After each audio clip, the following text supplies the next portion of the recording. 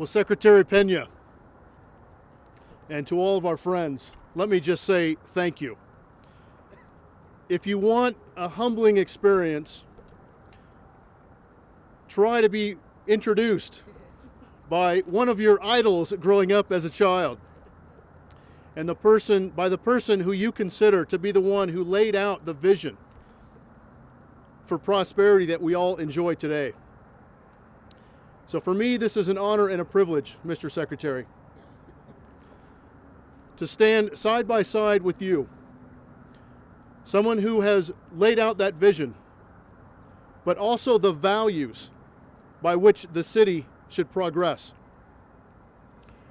When I think about our progress, I also think about the mentorship that you have laid out and the path to that mentorship for so many individuals after you, including me. And sir, I also think about your friendship, and I am proud to call you a friend and a mentor on this path to the mayor's office in Denver. Thank you. Thank you. Congratulations. In the early 80s, my imagination was first captured by a young man who challenged the city to imagine a great city. And the parallels to our time today are so stark and so apparent. He also faced a difficult budget. He also faced difficult economic times. He faced high unemployment rates in our city.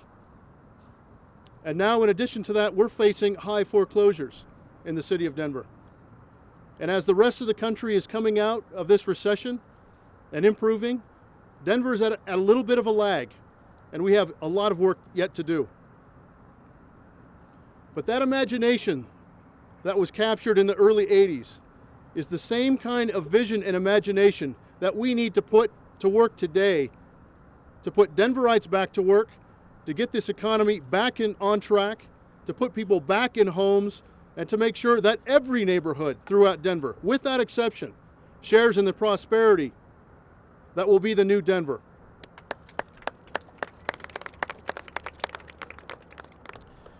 When I think about Denver's next frontier, I think about Overland Park on our southern border. I think about the Gates redevelopment on I-25 and Broadway. I think about the Elitch's site.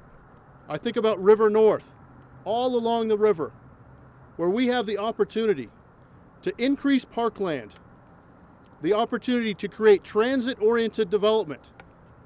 So at one point, maybe living in Denver, you no longer have to own a car. You can get around on mass transit. And the gift of giving the river back to the people of Denver.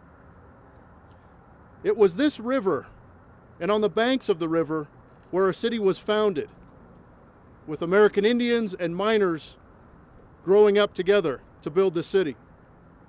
It was on the banks of that river, that Federico Pena declared that we could imagine a greater city than we had. And it's that river today that provides such an opportunity for us as Denverites to tear down the barrier of the river and create the amenity. And thankfully, Federico Pena has shown us that path.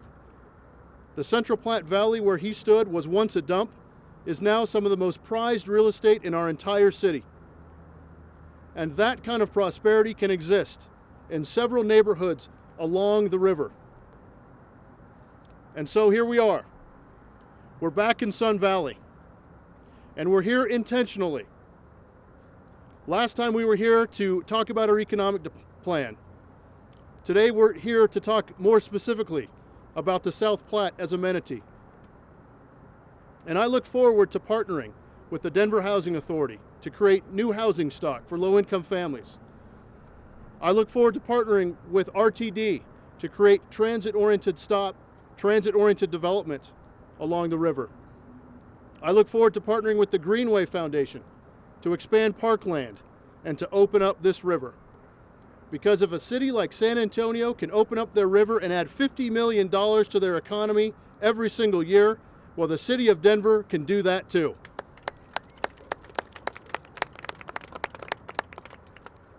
And so I look forward to coming back to Sun Valley again And I look forward to the day when we can bring architects here, and when we can bring contractors here, and we start on the housing, and we start on the river, and we start on the parks.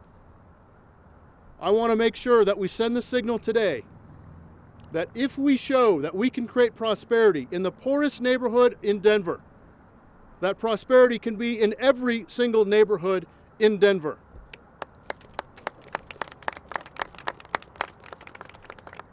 And so I ask all of you to join me. I ask Denverites to join me in the hope and the optimism of what this city can become. It was Federico Pena as a young man who challenged us to imagine a great city and put the resources of the entire city to bear to make that great city. And I'm asking you once again, let's imagine that great city again. Let's look at Denver's next frontier. Let's make the hard decisions, but let's also invest in the Denver that we always will be proud to call home. Thank you very much. Hey.